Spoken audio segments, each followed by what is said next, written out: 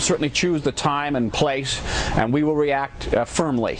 The Israeli people, the state, the army of Israel will defend itself, and the Iranians will know that they cannot shed Israeli blood with impunity.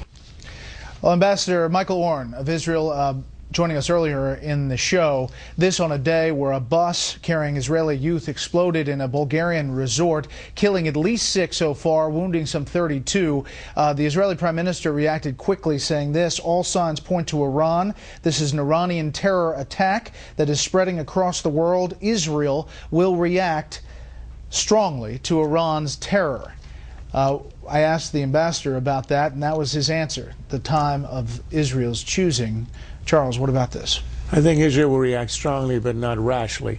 When our embassies were attacked in 1998 in Tanzania and Kenya, we responded by launching attacks with missiles into Afghanistan and destroying a factory in the Sudan. That's not, I think, what Israel is going to do, because that, if it actually attacked physically Iran, it could trigger a war, and that would not be at a time of Israel's choosing. I think it will be pushed into a war, and I think it's too wise to undertake that. I think what Israel will do is what it traditionally does, as it did with the attacks on its athlete in the Olympics 40 years ago, where it finds out methodically who did it, and then all of a sudden terrorists all over the world turn up dead. That's, I think, the kind of response Israel will do. On the nuclear issue, it either will or will not attack, but I think it'll be on a different timetable. This, Juan, adds to all of this that is building between Israel and Iran. Yeah, there's no question. You know, the thing is, what will be measured retaliation? And from, again, the U.S. interest, what does it call for the U.S. to do to support Israel, to make it very clear You're looking at the bus, that by the way. U.S. believes that Iran was involved in this attack and has evidence of it? We have not heard any such evidence thus far.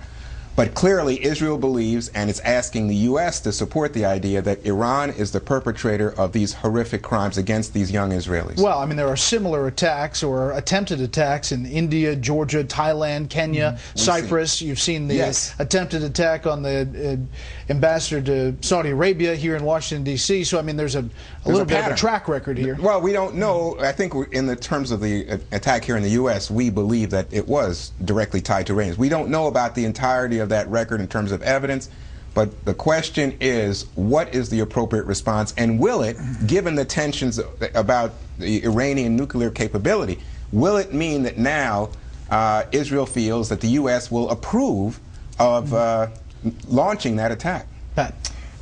Look, this was an atrocity, a murderous atrocity against civilians.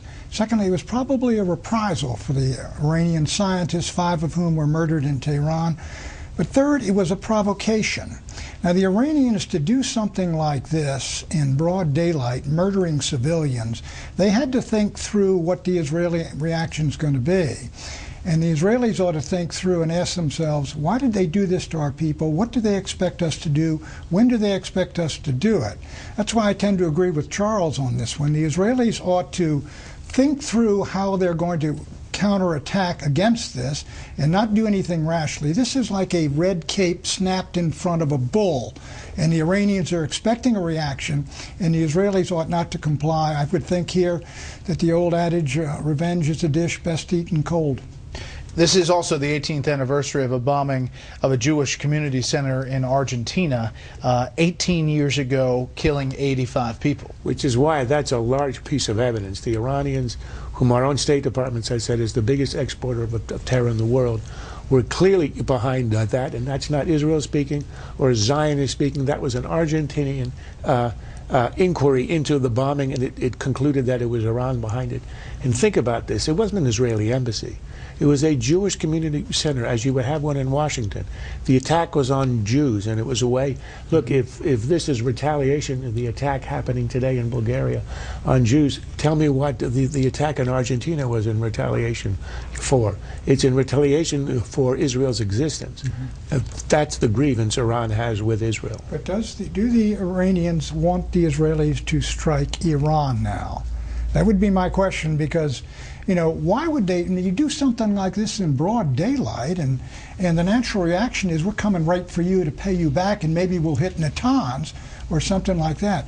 What do the Iranians want the Israelis to do, is my question. We will have many panels to talk about that, I'm sure, in coming days. Next up, we'll talk